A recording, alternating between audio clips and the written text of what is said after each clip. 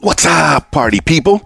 It's Keys Dan with RadioWhat.com, DJLittleRock.com, coming to you live and in living color from the Radio What studios. And this is my podcast, What Makes You Smarter? It's an extension of the RadioWhat.com internet radio station that I've been running for quite some time. And if you need DJ services, DJLittleRock.com. Let me say that one more time. DJLittleRock.com. Check availability and get a free price quote. And maybe you can have me on the ones and twos, the digital wheels of steel at your next event. And if you'd like to tell your story, I encourage you to check out my other podcast, What Makes You Famous. Use the hashtag What Makes You Famous and find it everywhere. Time for a little What Makes You Smarter. Learn with me right here on the program. Now, on with the show.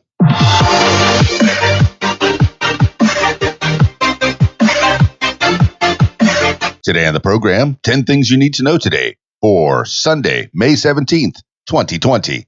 10 things you need to know today. Number 1, Pompeo reportedly advised firing State Department watchdog. President Trump's decision to fire State Department Inspector General Steve Linick on Friday came on the advice of Secretary of State Mike Pompeo, a White House official said Saturday. Democrats consider the ouster a retaliatory act. Linick was reportedly looking into Pompeo's alleged misuse of a department appointee to perform personal tasks for him and his wife. Trump said he no longer had confidence in Linick, an Obama appointee, but Senator Chuck Grassley, Republican Iowa, said Saturday that Congress is entitled to a more thorough explanation, noting that inspectors general play a, quote, crucial, end quote, role in the governance of the United States. His Democratic colleagues, Representative Eliot Engel, Democrat New York, and Senator Bob Menendez, Democrat New Jersey, sent letters to the White House demanding officials hand over all records related to Linick's firing. This is according to NBC News and the Associated Press. Number 2, Obama criticizes folks in charge for coronavirus response during the commencement speech. Former President Barack Obama offered what was possibly veiled criticism of his successor, President Trump, and the Trump administration Saturday during an online commencement address to graduates of historically black colleges and universities, whose ceremonies could not be held in person because of the coronavirus pandemic. Quote, more than anything, this pandemic has finally torn back the curtain so that many of the folks in charge know what they're doing, end quote, Obama said. Quote, a lot of them aren't even pretending to be in charge, end quote. Obama had previously questioned the Trump administration's response to the pandemic in a private phone call last week. During the commencement speech, Obama also said COVID-19, quote, spotlights the underlying inequalities and extra burdens that black communities have historically had to deal with in this country, end quote. This is according to The Guardian and the New York Times. Number 3, Spain records fewer than 100 coronavirus deaths for first time in 2 months. Spain, one of the world's hardest hit nations, recorded 87 coronavirus-related deaths within the last 24 hours Sunday, the first time the daily fatality tally fell below 100 in 2 months. Since the outbreak began, there have been 27,650 confirmed COVID-19 deaths in Spain. Elsewhere, South Korea recorded just 13 new coronavirus cases, which have continued to decline again since the country experienced a brief uptick in new infections linked to reopened nightclubs in Seoul. Shanghai announced classes for younger students will restart June 2nd, while some restaurants and shops are set to reopen in Italy on Monday. The same day church services are scheduled to resume. In the United States, restaurants in New Orleans will begin allowing limited diners, and California began its second phase of reopening, which includes more retailers offering curbside pickup. This is according to the BBC and the Associated Press. Number 4, protesters demand resignation of prosecutors involved in Arbery investigation. Protesters gathered Saturday outside the Glynn County Courthouse in Georgia to demand the resignation of Jackie Johnson, the Brunswick Judicial Circuit District Attorney, and George Barnhill, the Waycross Circuit District Attorney, for their roles in the investigation into the death of Ahmaud Arbery, a 25-year-old black man who was shot while out jogging. Johnson recused herself from the probe because one of the suspects charged with Arbery's murder, Gregory McMichael, was an investigator in her office before retiring last year, and Barnhill decided not to press charges against McMichael and his son, Travis, because he deemed Arbery's killing, quote, justifiable, end quote. Derek Bozeman, a former member of the Atlanta City Council, said the McMichaels' eventual arrests and charges were, quote, not enough, and we refuse to believe that the system that allowed, end quote, Arbery's family to suffer, quote, should remain intact, end quote. This is according to Axios and ABC News. Number 5, Chinese ambassador to Israel found dead in home. Du Wei, China's ambassador to Israel, was found dead Sunday morning inside his official residence in Herzliya. He was 57. The cause of death was not immediately clear, but it is currently not being treated as suspicious, and Israeli news organizations reported there were no signs of violence. Neither the Chinese embassy in Israel or the Ministry of Foreign Affairs in Beijing has commented on the ambassador's death. Du began his stint in Israel in February 2020, just as the coronavirus pandemic took hold across the globe. He spent his first 2 weeks in the country in quarantine. He was married with one son, though his wife and son were not in Israel at the time of his death.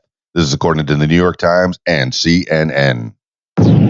Number 6, 11 firefighters injured in downtown LA explosion. An explosion Saturday at a hash oil manufacturer in downtown Los Angeles left 11 firefighters injured, the city's fire department said.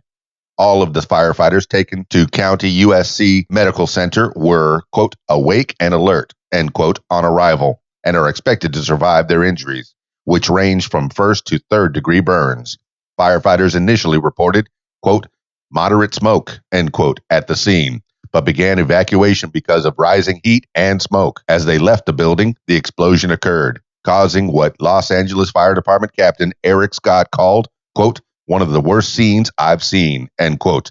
The fire spread to other buildings, but firefighters were able to put it out in about an hour. This is according to NPR and CBS News. Number 7, Afghanistan's Ghani strikes power-sharing deal with rival. Afghan President Ashraf Ghani signed a power-sharing agreement with his rival Abdullah Abdullah.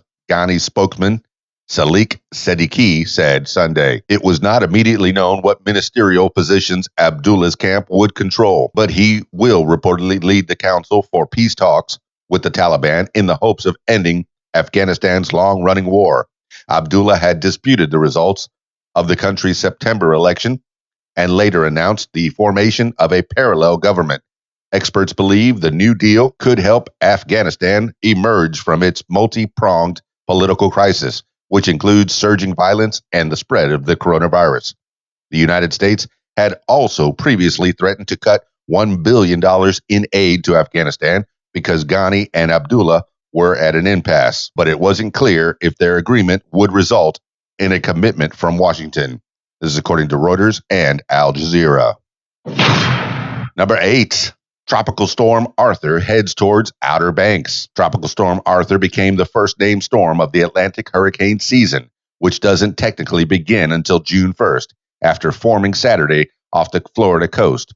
It is expected to pass over North Carolina's Outer Banks on Monday, with rain and gusty winds that may exceed 40 miles per hour, and it could gain strength as it heads northeast, away from the east coast of the United States later this week.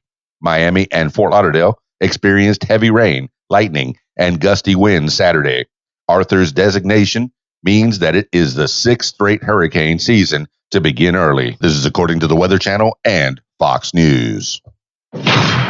Number 9, comedic actor Fred Willard dies at 86. Fred Willard, the comic actor known for his roles in Christopher Guest films like Best in Show and A Mighty Wind, as well as guest starring on sitcoms like Everybody Loves Raymond and Modern Family, died Friday evening. He was 86. Willard's daughter said Saturday that her father, quote, passed away very peacefully, end quote, from natural causes. Many actors who worked with Willard over the years spoke highly of both his talent as an actor and his personality in general. Quote, Fred Willard was the funniest person that I ever worked with, end quote, said Steve Carell, whom Willard will appear alongside in the upcoming Netflix series Space Force. Quote, he was a sweet, wonderful man, end quote. This is according to NBC News and The Hollywood Reporter. Number 10, pioneering sportscaster Phyllis George dies at 70. Pioneering television broadcaster Phyllis George, who became the first co-anchor of the CBS football pregame show, The NFL Today, has died. Her children confirmed Saturday. She was 70. A family spokeswoman said George died Thursday at a hospital in Lexington, Kentucky, after a long fight with a blood disorder.